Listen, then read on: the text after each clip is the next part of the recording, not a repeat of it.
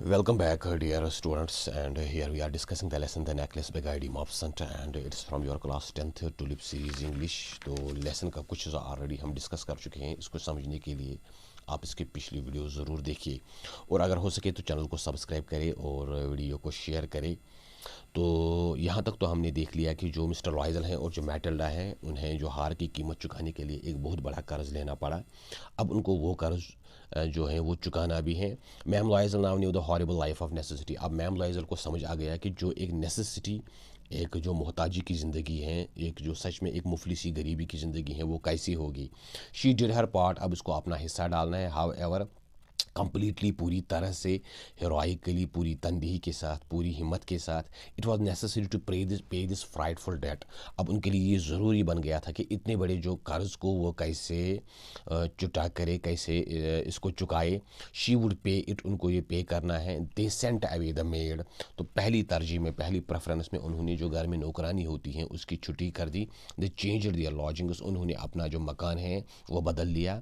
किसी एक they rent some rooms in an attic, किसी मकान की छत पे अब वो जो रहने लगे ताकि थोड़े बहुत पैसे इससे भी बच जाए। She learned the ऑडियस work of A kitchen. अब इसको किचन का जो काम है वो सीखना है, ये बर्तन धोना, दूसरी चीज़ें, खाना बनाना, पकाना। She washed the dishes. अब वो लोगों के घरों में जो ये डिशेस हैं, जो ये बर्तन हैं, वो साफ़ करती हैं। She washed the soil लाइनन। उसको लोगों के जो कपड़े हैं, मेले कचेले कपड़े या पर्दे, रेशम के या दूसरे, उनको साफ़ करना है। दियर क्लोथ्स, लोगों के कपड़े, डिश क्लोथ्स, ऐसे कपड़े जिससे फिर बर्तन साफ़ किए जाते हैं, वो साफ़ करने हैं। We she hung on the line to dry. और वो कपड़े फिर उसको रस्सियों पे सूखने के लिए भी डालने पड़ते हैं। She took down the refuse to the street each morning. हर सुबह को अब इसको गली रास्ते में जो झाड़ू मारना पड़ता है। ब्रॉट अप द वाटर, पानी लाना पड़ता है। स्टॉप एट ईच लैंडिंग, तो कहीं कहीं वो रुक जाती हैं। टू कैच हर ब्रेथ, ताकि थोड़ा बहुत उसकी जो सांस है वो फूल न जाए। And cloth like a women of the people. अब वो आम औरतों की तरह जो कपड़े पहनती हैं। She went to the grocer's, वो जो किरियाने की दुकान होती हैं उस पर जाती हैं। द बुचर्स, जो कसाई की होती हैं। एंड द फ्रूटियर्स, और जो मेवा फरोश होते हैं। With her basket on her arm, उसके जो बाजू में उसका जो वो बास्केट होता है। एंड शॉपिंग, वो कुछ ख़रीद के लाती हैं। Haggling to the last sou her miserable money, वो दुकानदार से मामूली पैसे के लिए भी अब जो है वो लड़ झगड़ती हैं। द हस्बैंड वर्क इवनिंग्स, उसका जो पति है उसको अब जो नाइट शिफ्ट में, डबल शिफ्ट में या शाम को भी काम करना पड़ता है।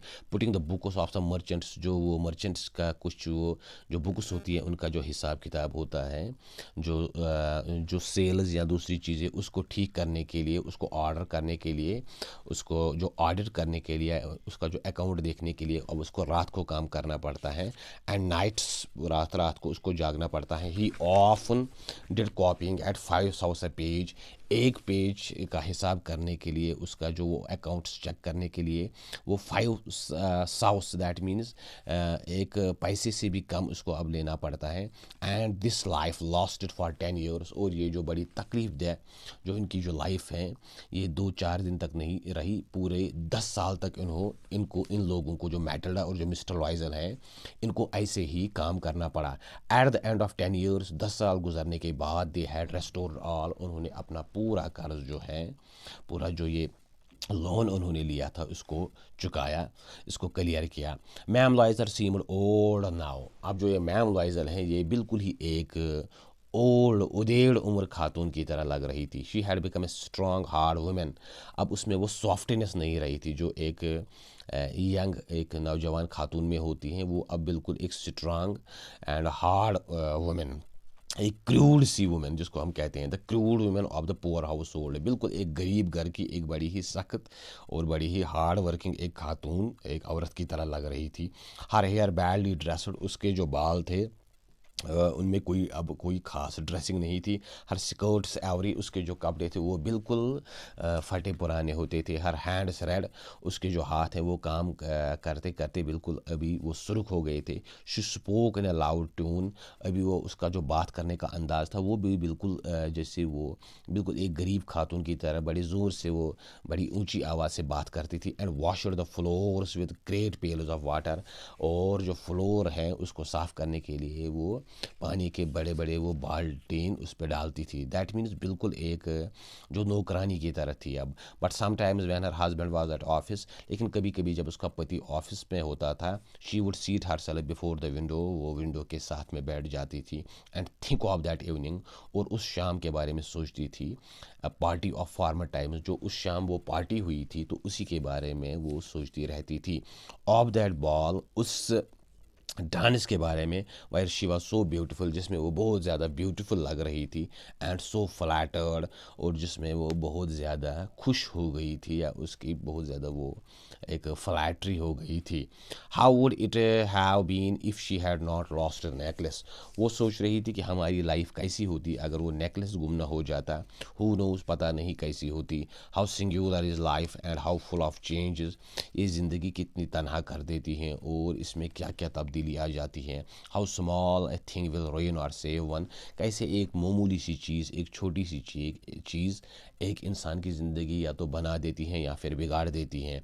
ऑन संडे, इतवार को, she was taking a walk in the campus LICs to read herself और द केयर्स ऑफ वीक, तो संडे को वो कोई चैप LICs कोई जगह है वहाँ पे वॉक के लिए जाती थी ताकि अपने आप को जो ये डे टू डे जो ये काम होते हैं इनसे थोड़ा बहुत आज़ाद कर सके। She suddenly perceived a woman walking with a child, तो उसने देखा कि सामने से एक खातून आ रही है और उसके साथ में एक बच्चा है।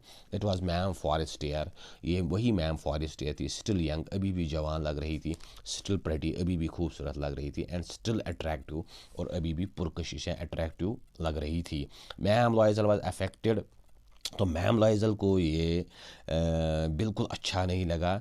Should she speak to her, क्या ये उसके साथ बात, क्या उसको उसके साथ बात करनी चाहिए। यस सर्टेनली, उसने कहा हाँ क्यों नहीं। And now that she had paid, चूँकि अब मैंने अपना कर्ज चुकाया, she would tell her all, अब मैं उसको सारा कुछ बताऊंगी। वाई नॉट, क्यों नहीं। शी अप्रोच्ड हर, वो उसके नज़दीक गई। गुड मॉर्निंग जैनी, उसने उसको गुड मॉर्निंग जैनी तो सलाम किया। Her friend did not recognize her, उसकी जो फ्रेंड थी उसने उसको पहचाना नहीं। And was astonished be so familiarly addressed by this common personage, वो हैरान हो गई कोई उसको ऐसे जो एक वो फैमिलियर नाम से कैसे पुकारता है। शी स्टैम, और वो थोड़ा हकलाई, but ma'am I don't know you, you must have mistaken, उसने कहा कि मैम मैं आपको नहीं जानती, आपको शायद मिस्टेक हो गई, पहचानने में गलती हो गई। No I am Mathilde Loisel, उसने कहा कि नहीं नहीं मैं मैटिल्डा लॉयजल ही हूँ। Her friend uttered a cry of astonishment, उसकी जो फ्रेंड हैं वो बड़ी एस्टोनिश हो गई, सरप्राइज हो गई, और उसने कहा ओह पुअर मैटिल्डा, ओ मेरी बेचारी Matilda, how you have changed, आप में कैसे इतनी ज़्यादा चेंज आ गई, कैसे आप इतनी ज़्यादा बदल गई हो। Yes I have had some hard days, उसने कहा हाँ कि ज़िंदगी में कभी मुश्किल दिन भी आते हैं। सिंस आई सॉ यू, तब से जब से मैंने आपको देखा है।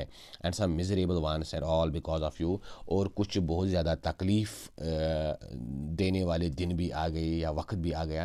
And all because of you, और उसके जो रीज़न है, उसकी जो वजह है वो आप ही हो। Because of me, how is that, उसने कहा मेरी वजह से ये कैसे मुमकिन है। तो इसने कहा मैटिला ने, you recall the diamond necklace that you loaned me to wear to the minister's ball, उसने कहा कि आपको वो डायमंड नेकलेस याद है जो आपने मुझे उधार पे दिया था ताकि वो मिनिस्टर की जो वो पार्टी है वहाँ मैं पहन सकूँ। उसने कहा यस वेरी वेल, उसने कहा हाँ हाँ मुझे तो याद है। वेल आई लॉस्ट इट, उसने कहा तो वो जो डायमंड नेकलेस था वो कहीं मेरे से खो गया। How is that since you return to me, उसने कहा कि ये कैसे मुमकिन है क्योंकि आपने वो डायमंड नेकलेस तो मुझे वापस ला के दिया था। I return another to you exactly like it, तो मैटेला ने कहा कि मैंने जो डायमंड नेकलेस आपको दिया था वो बिल्कुल हूबहू उसी के जैसा था, लेकिन वो दूसरा डायमंड नेकलेस था। And it has taken us 10 years to pay for it, और हमें 10 साल लगे उस नेकलेस को पे करने में। You can understand that it was not easy for us who have nothing, तो उसने कहा कि आप जानते हो कि हमारे पास तो कुछ नहीं था, तो ये कर्ज उतारना हमारे लिए कोई आसान काम नहीं था। बट इट इज़ फिनिश्ड, लेकिन अब हमने ये पूरा कर्ज उतार दिया। And I am decently content, और अब मैं पूरी तरह से मुतमईन हूँ। मैम फॉरेस्टियर स्टॉप शॉर्ट, तो मैम फॉरेस्टियर बिल्कुल खामोश पड़ गई। शी सैड, उसने कहा you say that you bought a diamond necklace to replace mine, तो उसने कहा कि आपने सच में एक जो डायमंड नेकलेस है वो मेरे नेकलेस को रिप्लेस करने के लिए लाया था। Yes you did not perceive it then they were just alike, तो जो ये मेटल है उसने कहा हाँ हाँ हमने बिल्कुल एक ऐसा ही जो डायमंड नेकलेस लाया था, लेकिन आपको उस टाइम वो चीज़ समझ नहीं आ गई थी, आप उसको परसीव नहीं कर पा रहे थे उस वक्त, आपको वो समझ नहीं आ रहा था कि ये दूसरा नेकलेस है। And she smile with proud and simple job Joy. तो जो ये खातून थी मैम फॉरेस्टियर, तो वो थोड़ा बहुत उसने स्माइल किया और खुश भी हो गई। Ma'am Forestier was touched and took both her hands as she replied. तो मैम फॉरेस्टियर को ये चीज़ दिल पे लगी और इसने बोथ हर हैंड्स, और उसने जो मैटिल्डा के दोनों हाथ पकड़ लिए और कहा, ओह माय पुअर मैटिल्डा, ओ मेरी जो बेचारी मैटिल्डा, माइन वायर फॉल्स। जो मेरा नेकलेस था वो फॉल्स था, दैट मीन्स वो कॉपी था, वो कोई ओरिजिनल नेकलेस नहीं था, वो एक इमिटेशन था, तो उसकी नकल था ओरिजिनल की। They were not worth over 500 francs. तो मेरा जो नेकलेस था जो मैंने आपको दिया था उसकी जो कीमत है ज़्यादा से ज़्यादा 500 फ्रैंक्स होता, उससे ज़्यादा नहीं होता।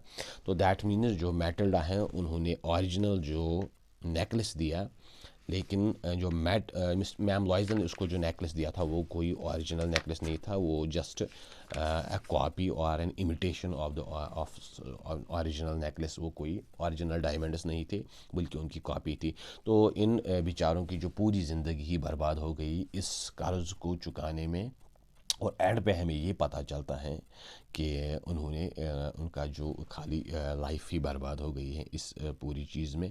और असल में जो इसका रीज़न है that was this greed of the Mathilde. जो मैटिल्डा में एक ये ट्राजिक फलात है, एक बहुत बड़ी खामी थी कि वो दूसरी चीज़ों को बड़ी कोविटस देखती थी जो इसकी अपनी हैसियत में नहीं थी। So it also teaches us that we should be content, we should be happy with life, with what life has given us. तो हमें इस चीज़ पे राज़ी रहना चाहिए जो ज़िंदगी ने हमको दी है, और ज़्यादा लालच करना या ज़्यादा जो दूसरी चीज़ों के पीछे चले जाना, to follow these luxurious items and other things, ये लाइफ के लिए बहुत बड़ा एक डिज़ास्टर फिर बन जाता है।